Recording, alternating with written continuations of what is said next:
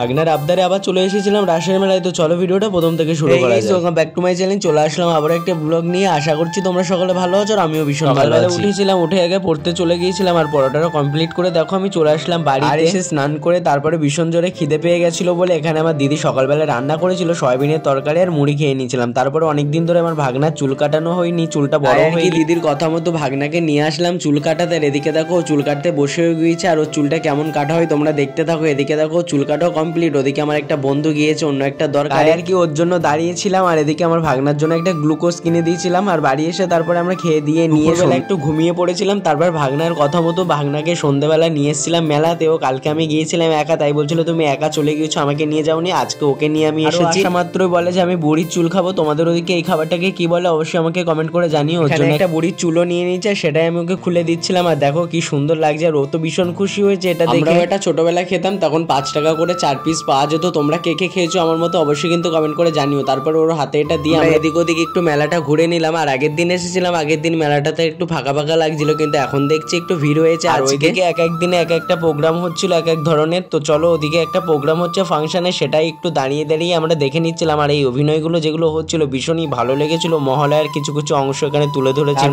ওটা দেখার পর এদিকে রাশের যে থিমগুলো করেছিল সেগুলো এক এক করে ভাগনাকে দেখিয়ে নিয়েছিলাম। আর ভাগনা এখানে যে পটেটো চিপস বলে সেটা খাওয়াতে নিয়েছিলাম, কিন্তু বিক্রেতা সেটা বিক্রি করছিল, তার দুর্ব্যবহারের কারণে সেই দোকান থেকে আমরা চলে আসি। বোনদের সাথে দেখা হয়, আমার মামার মেয়েদের সাথে। এদিকে আমার ছোট মামিমা, মামা, ভাই সমস্ত সবাই ছিল। তারপরে ভাগনাকে নিয়ে আসলাম পাপড়ি চাটের দোকানে। এখানে পাপড়ি চাট নিয়েছিল কিন্তু সে খায়নি। আর ভিডিওটা কেমন লেগেছে অবশ্যই কমেন্ট করে জানিও, ভালো লাগলে সাবস্ক্রাইব করো।